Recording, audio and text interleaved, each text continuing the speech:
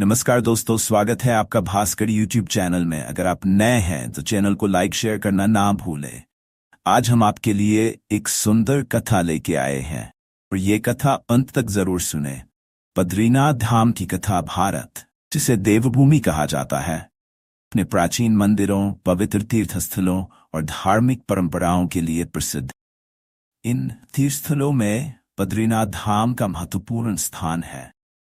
बद्रीनाथ धाम उत्तराखंड राज्य के चमोली जिले में स्थित है और इसे हिंदू धर्म के 4 धामों में से एक माना जाता है। यह धाम न केवल धार्मिक दृष्टिकोण से महत्वपूर्ण है, बल्कि इसकी ऐतिहासिक, सांस्कृतिक और पौराणिक कथाएं भी इसके महत्व को और बढ़ाती हैं।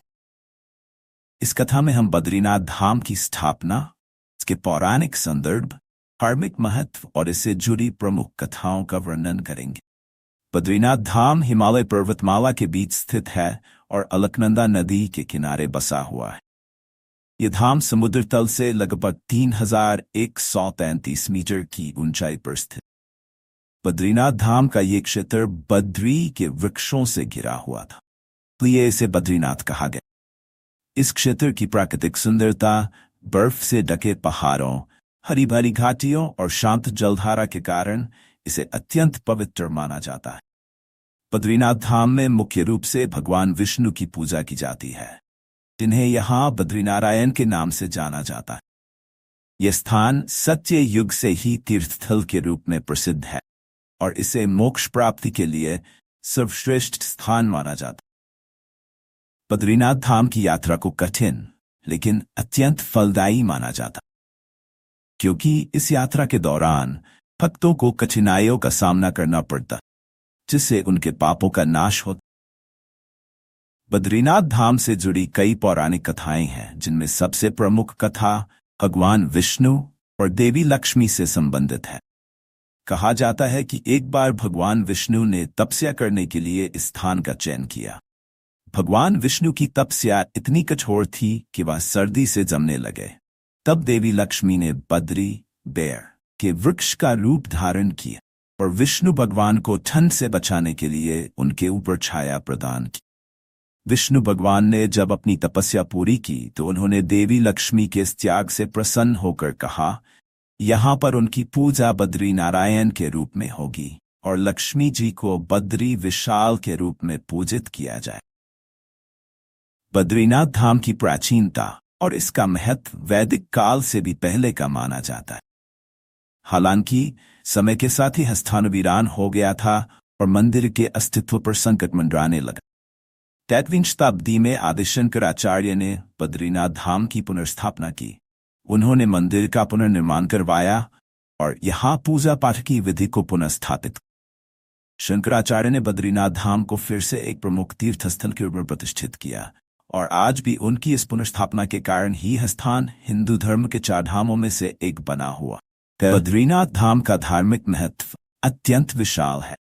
हिंदू धर्म के अनुयायी इस धाम की यात्रा को अत्यंत पुण्यदायी मानते हैं। यहाँ आने वाले भक्त अपने पापों का प्रायश्चित करने, अपने कर्मों का फल भोगने और मोक्ष प्राप्ति की इच्छा से आते। बद्रीनाथ धाम का उल्लेख कई धार्मिक ग्रंथों में मिलता है, जिनमें महाभारत, विष्णु पुराण, भगवत पुराण और स्कंद पुराण प्रमुख है। इन ग्रंथों में बद्रीनाथ धाम को मुक्ति का द्वार कहा गया है। यहाँ का मुख्य मंदिर भगवान बद्रीनारायण को समर्पित है, जहाँ उनकी शालिग्राम से निर्मित मूर्ति प्रतिष्ठित है। इस मंदिर में भगवान विष्णु की 4 भुजाओं वाली मूर्ति है, जिसमें वे शंख, चक्र, गदा और पद्म धारण किए हुए हैं। ये मंदिर लगभग 15 मीटर ऊंचा है और इसकी वास्तुकला अत्यंत भव्य है। मंदिर के गर्भगृह में भगवान बद्रीनारायण की मूर्ति स्थापित है, जहां भक्तों को उनके दर्शन प्राप्त होते हैं। बद्रीनाथ धाम की यात्रा का प्रारंभ हरिद्वार या ऋषिकेश से होता है, जो उत्तराखंड के प्रमुख धार्मिक स्थल है। यहां से बद्रीनाथ धाम तक की यात्रा कठिन होती है, लेकिन भक्तों के लिए ये यात्रा अत्यंत श्रद्धा और आस्था का प्रतीक होती। यात्रा के दौरान भक्तों को हिमालय की कठिन चढ़ाई, संकरी सड़कों और प्रतिकूल मौसम का सामना करना पड़ता। फिर भी भक्तजन इन कठिनाइयों को पार कर भगवान बद्रीनारायण के दर्शन के लिए पहुंचते। इस यात्रा के दौरान भक्त कई पवित्र स्थानों और प्राकृतिक सुंदरता का भी अनुभव कर। यात्रा मार्ग में आने वाले प्रमुख स्थल हैं जोशीमठ, विष्णुप्रयाग, पांडुकेश्वर, हनुमानचट्टी और माना गांव। इनमें माना गांव भारत का अंतिम गांव माना जाता है जो तिब्बत की सीमा पर स्थित है। माना गांव से बद्रीनाथ मंदिर की दूरी केवल 3 किलोमीटर है। बद्रीनाथ धाम से कई प्रमुख कथाएं जुड़ी हुई। इनमें से कुछ प्रमुख कथाएं निम्नलिखित हैं। कहा जाता है कि नर और नारायण ने इस स्थान पर कठोर तपस्या की थी। उनके तप से प्रसन्न होकर भगवान विष्णु ने यहां प्रकट होकर उन्हें वरदान दिया और इस स्थान को तीर्थ स्थल के रूप में प्रतिष्ठित किया। महाभारत काल में जब पांडव अपने पापों से मुक्ति पाने के लिए तीर्थ यात्रा पर निकले तो उन्होंने भी बद्रीनाथ धाम की यात्रा की। यहां पर उन्होंने भगवान विष्णु की पूजा की और अपने पापों का प्रायश्चित किया। बद्रीनाथ धाम के पास अलकनंदा और भागीरथी नदियों का संगम है। यह स्थान विष्णुप्रयाग के नाम से जाना जाता है और इसे अत्यंत पवित्र माना जाता है। इस संगम पर स्नान करने से सभी पापों का नाश होता है। बद्रीनाथ धाम का वार्षिक उत्सव बद्री केदार उत्सव के नाम से जाना जाता है। ये उत्सव हर साल मई महीने में आयोजित होता है। मंदिर के कपाट श्रद्धालुओं के लिए खोले जाते हैं। ये उत्सव भगवान बद्रीनारायण की विशेष पूजा और अनुष्ठानों के साथ प्रारंभ होता है। उत्सव के दौरान मंदिर को भव्य रूप से सजाया जाता है और यहाँ भगवान बद्रीनारायण की विशेष झांकी निकाली जाती है। इस उत्सव के दौरान हजारों की संख्या में श्रद्धालु बद्रीनाथ धाम पहुंचते हैं और भगवान के दर्शन करते हैं। ये उत्सव हिंदू कैलेंडर के अनुसार अक्षय तृतीया से प्रारंभ होकर विजयादशमी तक चलता है। इसका शतपंदी के कपाट शीतकाल के शीतकालीय बद्रीनाथ धाम न केवल हिंदू धर्म में एक प्रमुख तीर्थस्थल है बल्कि यह हमारी प्राचीन सांस्कृतिक धरोहर और धार्मिक परंपराओं का भी अभिन्न अंग है।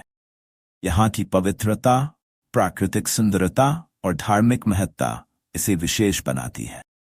इस धाम की यात्रा न केवल भौतिक कठिनाइयों से पार पाने का प्रतीक है बल्कि यह आत्मिक शुद्धि और मोक्ष प्राप्ति का मार्ग भी प्रदान करती है। बद्रीनाथ धाम की कथा इसके पौराणिक और ऐतिहासिक संदर्भों से हमें यह समझने में सहायता मिलती है कि हमारी धार्मिक परंपराओं में कितना गहरा अर्थ और महत्व निहित है।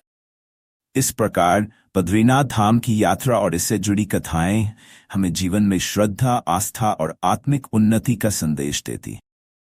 ये धाम हर व्यक्ति के जीवन में एक महत्वपूर्ण स्थान रखता है और इसका दर्शन हमें हमारे जीवन के असली उद्देश्यों की ओर अग्रसर करता है।